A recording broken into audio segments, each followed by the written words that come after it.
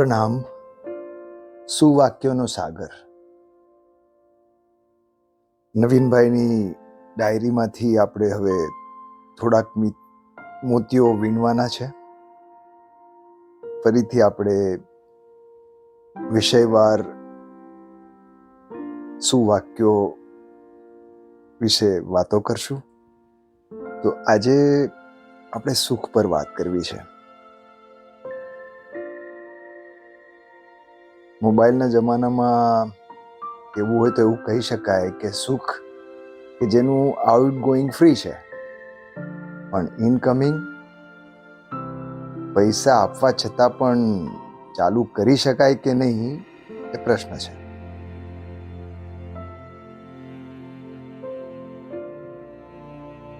સુખ અને શાંતિ, બસ આપણે એ જ તો શોધીએ છીએ.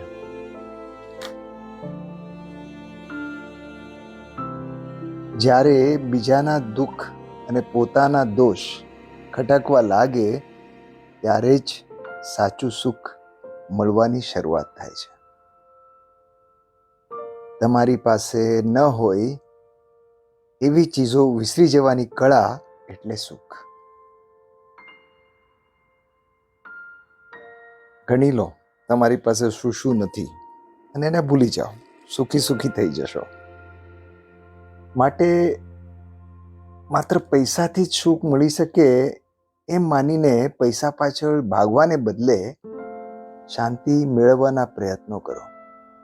સુખ આપોઆપ મળશે.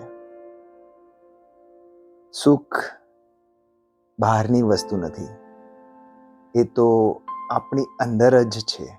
પણ અહંકાર દૂર કર્યા વગર એની પ્રાપ્તિ થતી નથી. સુખ મેળવવાની તમન્ના જ પહાડ જેવડા દુઃખ ઊભા કરે છે. સારું સ્વાસ્થ્ય અને ખરાબ યાદશક્તિ જ જીવનમાં સુખ લાવી શકે. સફળતા એટલે જે ગમે તે મળે, અને સુખ એટલે જે મળે તે ગમે. સુખ કોઈ અજાણ્યા બગીચામાંથી ચૂંટી શકાતું નથી. એ તો આપણા પોતાપણામાંથી જ પ્રગટ થાય છે. તમારા જીવનમાં સાદગી, સચ્ચાઈ અને સંતોષ હશે તો સુખ તમને શોધતું આવશે. એક સરસ મજાની વાર્તા યાદ આવે છે. પ્રસંગ થોડો જૂનો છે.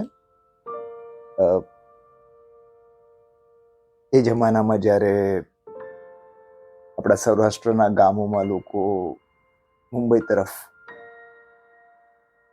જવાની શરૂઆત કરી હતી, અને એ વખતે એવા બધા પ્રસંગો હતા કે ત્યાં તમે ઇન્ટિરિયર્સમાં જાઓ તો ના એ લોકોએ કોઈ ટ્રેન જોઈ હતી, ના માથા પરથી કોઈ પ્લેન પસાર થતું હતું. એ તો છોડો, સફરજન, દ્રાક્ષ, કાજુ, બદામ વગેરે પણ એ લોકોએ જોયા નહોતા. અને શાકભાજીઓના પણ સાસા હતા. ઘણી ગાંઠી બે ચાર વસ્તુઓ ત્યાં ઉગતી. એવા સમયમાં એક ભાઈ મુંબઈ આવ્યા એમના કોઈ રિલેટિવને ત્યાં. સારો સમય ત્યાં રોકાયા અને પાછા ગયા ત્યારે બહુ બધી વસ્તુઓ ખરીદીને સાથે ગામમાં લઈ આવ્યા. અને એ તો બધા કુતૂહલથી એ ભાઈની વાતો સાંભળી રહ્યા હતા, શહેરની અજાયબીઓને માણી રહ્યા હતા. અને એ બધું બધા જ એમની આજુબાજુ ગોઠવાયેલા હતા ત્યારે એની પત્ની એક થાળીમાં કોબીના પાંદડા લઈને જઈ રહી હતી. તો ભાઈનું ધ્યાન પડ્યું, અરે આ શું કરે છે, આમાં શું લઈ જાય છે? એને આ પાંદડા છે. થોડા નારાજગી સાથે એને જવાબ આપ્યો. તો ભાઈએ પૂછ્યું, ભાઈ આ બધું કેમ આમ થાળીમાં લઈને બહાર લઈ જાય છે? બહાર શું લઈ જાઉં છું? ફેંકવા જાઉં છું. અરે ગાંડી, આ કઈ ફેંકવાની વસ્તુ છે? આના તો શાક બનાવવાનું હોય. પેલી છોભીલી પડી ગઈ કે આ વળી કેવું શાક? બસ આપણી જિંદગી પણ કદાચ આવી જ છે. આપણે જિંદગીમાં એક પછી એક પળ ઉખેડીને અંદરથી સુખ નામનું ગોટલું શોધવા મથ્યા છે, પણ એ કંઈ અંદર હોતું નથી. જે છે તે એ પળોમાં જ છે. એ પહેલું પળ ઉખડ્યું એમાં જ છે. એટલે સુખને ખરેખર શોધવા જવાની જરૂર નથી. વર્તમાનમાં જે છે, જેવું છે, એમાં જ સુખ છે. જ્યારે માણસ બીજાઓ માટે સુખ શોધે છે ત્યારે એ પોતે પણ સુખી થતો હોય છે. સુખ સાથે દોસ્તી કરવી હોય તો સંતોષ સાથે પરણવું પડે.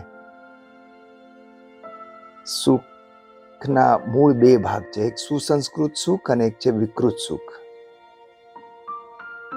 ભીની ભલાઈમાંથી જે જન્મે છે સુસંસ્કૃત સુખ, અને બીજાની બુરાઈમાંથી જે જન્મે છે એ વિકૃત સુખ. જીવનને ધન્ય તો એક જ સુખ કરે છે, અને તે છે બીજાની ભલાઈમાંથી જન્મેલું સુખ. માત્ર એ સુખ નથી જે આપણે એકલા ભોગવીએ. સર્વે ભવંતુ સુખિનઃ ની ભાવનાથી જ આપણે આગળ વધવું રહ્યું. તો ચાલો, સુખી થવું એ કોઈ અઘરી વાત નથી, પરંતુ બીજા કરતાં વધારે સુખી થવું એ મુશ્કેલ છે. સુખનું સરનામું યાત્રામાં છે, મુકામમાં નહીં. સુખનું મુહૂર્ત આજે જ છે, આવતીકાલે નહીં. ચાલો, તો આજથી સુખી થઈએ. આપ સૌને અમિતના જય જિનેન્દ્ર.